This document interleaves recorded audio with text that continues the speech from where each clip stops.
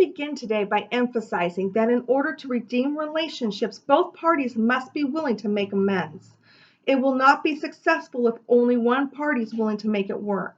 In the book Redeeming Relationships by Marty Trammell and Rich Rollins, it begins with the myths of relational conflict.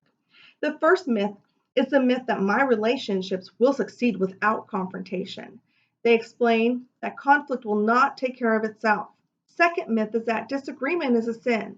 Allowing people to disagree is far more important than avoiding the disagreement altogether. If we allow people to disagree, it's easier to bring the conflict out in the open. The third myth is that you can still grow without resolving conflict. It's very difficult to experience blessings that personal growth brings to our relationships if we chose not to resolve the conflicts. Fourth, real love doesn't confront, it forgives. When we refuse to confront because we think we should be more forgiving, we are saying we really don't love that other person. Fifth, agreement is the glue of unity. It's important not to let disagreement divide us. We can't expect anyone to agree with everything that we believe. And sixth, it's easier to put up with conflict than to resolve it. Good decisions are not measured on the basis of the ease of which they are made, but on the effectiveness of their outcome. And seventh, treating the symptoms can solve the conflict. Conflict's merely a deeper symptom of a deeper cause. I can't ignore what's important to me. Our willingness to be in conflict is directly proportional to how strongly we feel about a particular need or want. In Maslow's hierarchy of human needs, he explains that the bottom of the pyramid is our physical needs of food, water, warmth, and rest. And the safety needs are the ones above, which are security and safety. Those are our basic needs. We then have psychological needs of self-esteem, prestige and feeling accomplishment, belongingness and loving needs of intimate relationships and friends. And lastly is the top of the pyramid, which is our self-fulfillment needs, self-actualization, achieving one's full potential, including creative activities. In the book Opposites Attract, Turning Your Differences into Opportunities, Jack and Carol Mayhill list some personality differences that create conflict. Differences based on how we think. There's the factual versus the intuitive, or the logical versus the relational.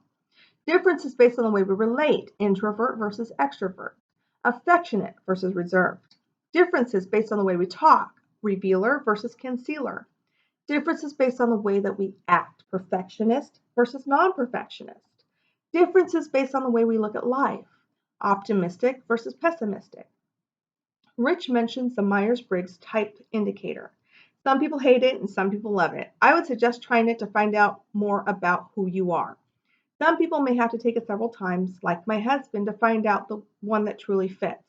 It's best when answering the questions to either complete it one way or completely the other way, not in the middle, because it can affect the outcome of your test score. The following steps can also help us change how we communicate effectively when we try to redeem relationships divided by personality differences. Step 1, think team. Step 2, do an assessment. Step 3, take control. Step 4, give permission. Step 5, communicate your concern, not just your critique. Step 6, create the right climate. And step 7, pray about it. All of these are explained in the book, but I wanted to give you an idea of what goes into conflict resolution when it comes to personality differences. There is a chapter regarding how to deal with crushed character as well.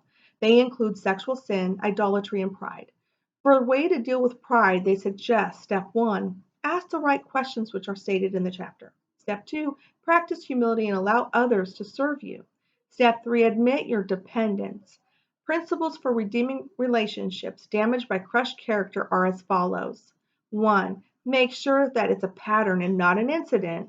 Step 2, join the divine cooperative.